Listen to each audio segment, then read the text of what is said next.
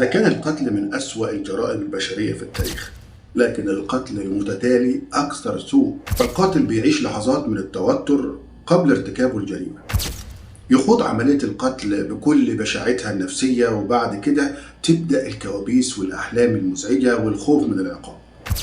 لكن السفاح بيكرر جريمته أكتر من مرة علشان يتحول من إنسان مجرم لوحش آدمي، وده بيظهر جليا في حادثة جديدة مع سفاح المطرية.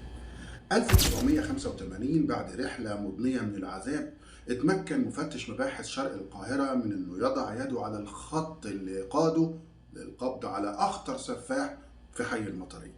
ارتكب السفاح جرائم بشعة كانت نتيجتها مقتل 11 قتيل، وجميعا قتلوا بنفس الاسلوب، طعنات بالسلاح الابيض من الخلف، والمجني عليه دايما كان يبقى نايم على وشه، والجروح الغائرة بتظهر بوضوح في ظهره.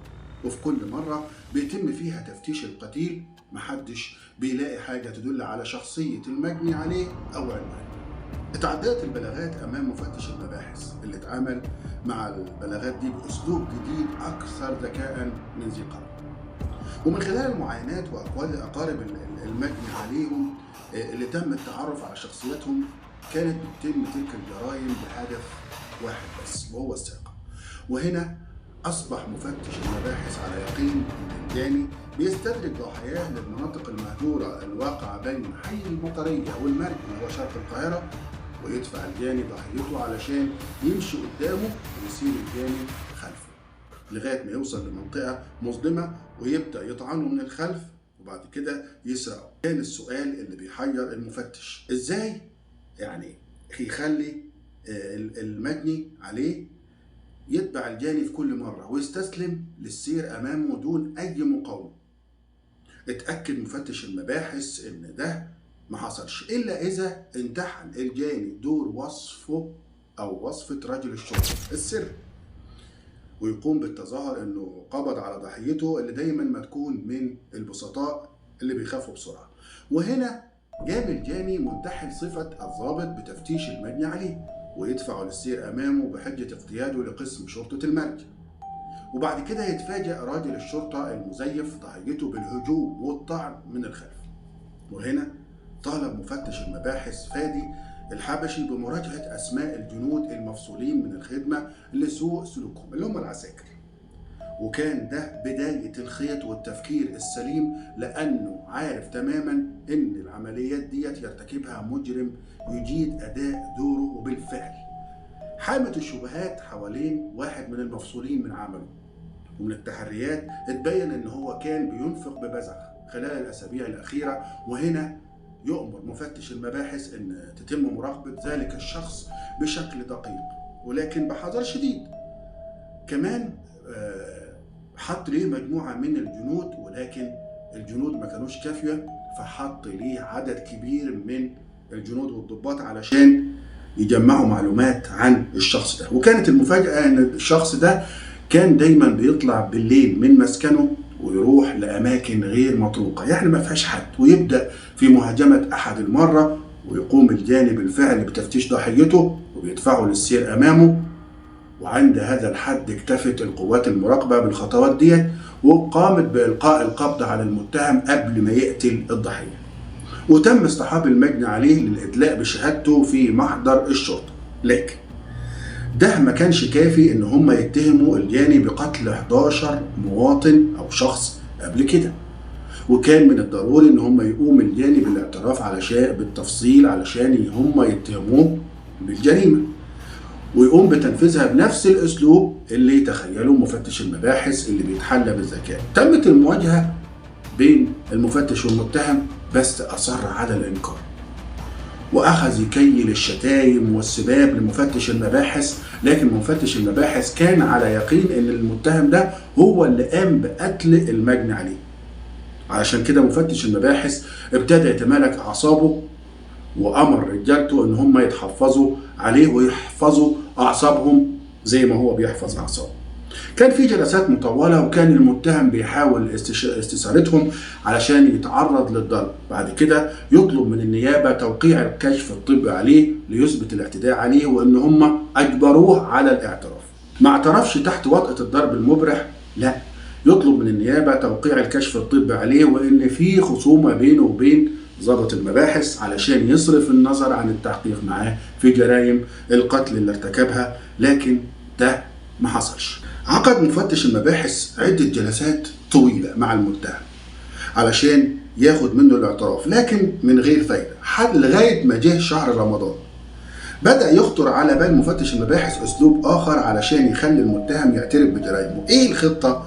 كان المفتش يحضر في المساء وفي الساعة 2 صباحا إنه يطلب منه يتم إحضار المتهم علشان ياكل معاه وجبة السحور من غير ما يناقشه في القضايا أو الاتهامات اللي بتلف في دماغه.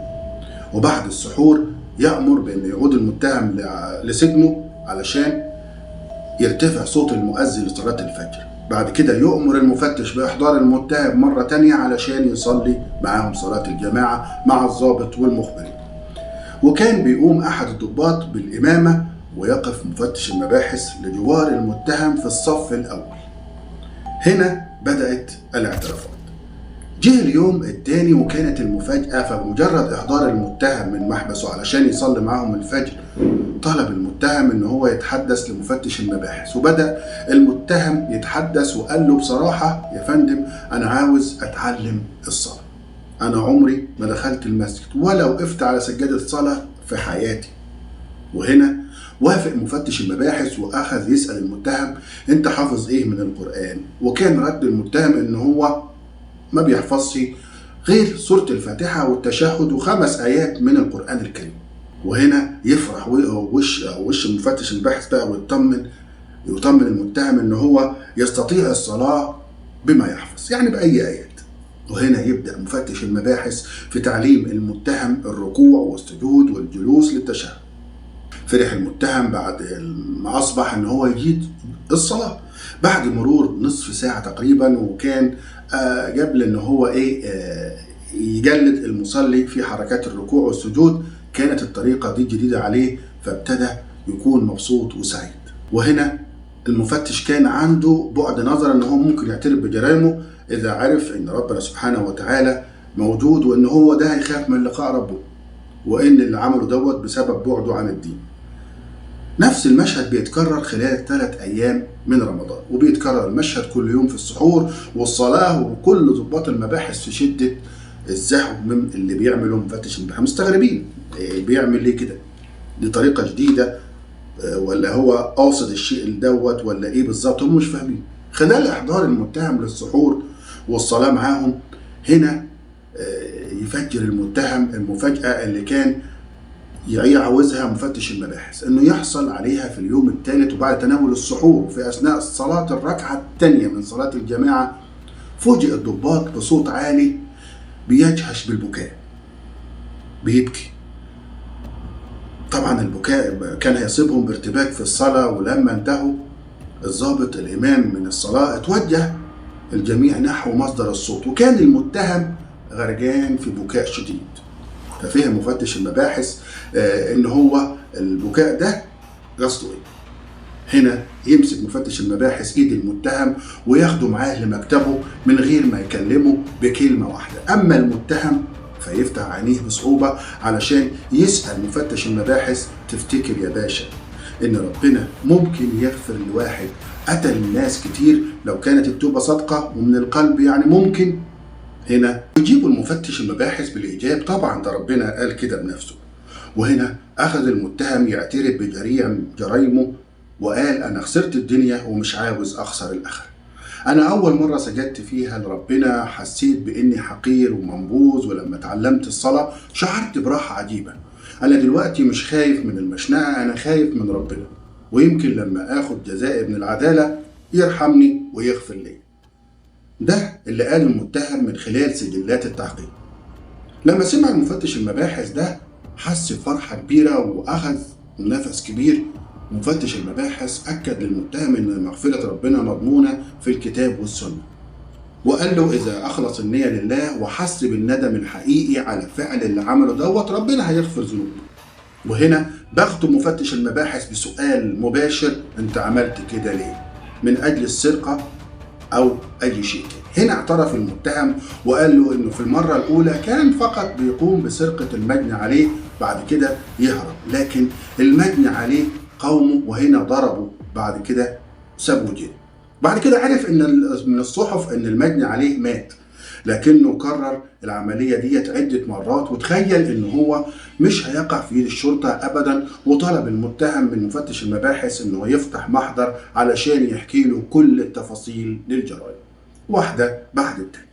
وبالفعل نجحت سياسة مفتش المباحث بإيقاظ الخير الكامن في أعماق المتهم، وبعد أيام انحصر الشر داخل المتهم وبدأ يراجع نفسه. أمرت النيابة بحبس المتهم وأحيل إلى الجنايات اللي كرر فيها اعترافاته أمامها، وفي النهاية وبعد عدة جلسات بالمحكمة صدر الحكم بإعدام المتهم شنقا على جرائمه. وفور النطق بإعدامه ما اهتزش المتهم أو سفاح المطرية مثل حال باقي المتهمين، ولكنه طلب الكلمة من المحكمة وطلب انه يتم تدوين كلمته في محضر الجلسة، وبالفعل وافق رئيس المحكمة على الكلام ده، وكأنه بينفذ رغبة راجل هيلاقي ربنا خلال لحظات بسيطة.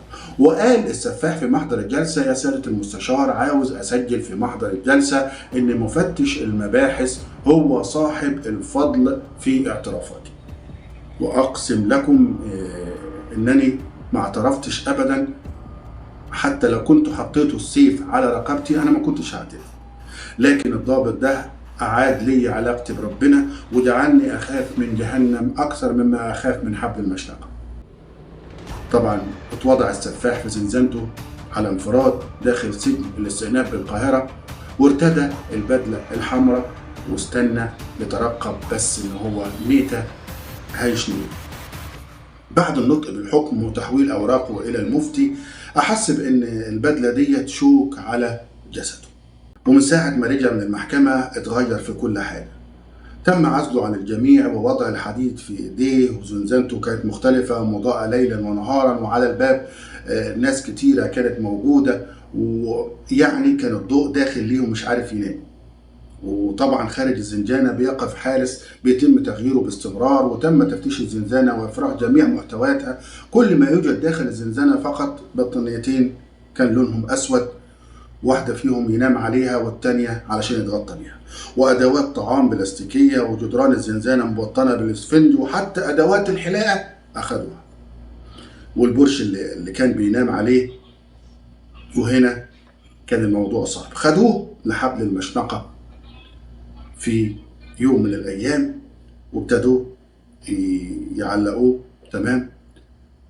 وانتهت قصة سفاح المطرية اللي هو كان بيسرق علشان ياكل زي ما قال، لو ما سرقش ما كانش هيلاقي ياكل. فهو كان أول مرة كانت بالنسبة له غلطة، ولكن بعد كده المفروض إن هو كان وقف لحد هنا، ولكن أكمل 11 قتيل بنفس الوضع.